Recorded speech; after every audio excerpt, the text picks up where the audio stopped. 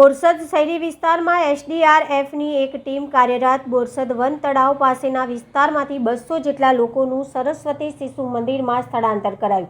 બોરસદ શહેરી વિસ્તારમાં ભારેથી અતિ ભારે વરસાદ વરસતા નીચાણવાળા વિસ્તારોમાં પાણી ભરાઈ જવાથી તાકીદે એસડીઆરએફની 15 સભ્યોની એક ટીમ મોટરબોટ સાથે કાર્યરત થઈ. આ ઉપરાંત આણંદ નગરપાલિકાની એક મોટરબોટ અને 2 અન્ય મોટરબોટ બોરસદ ખાતે પહોંચી ગઈ અને નીચાણવાળા વિસ્તારોમાંથી લોકોનું સ્થળાંતર કરવામાં આવી રહ્યું છે.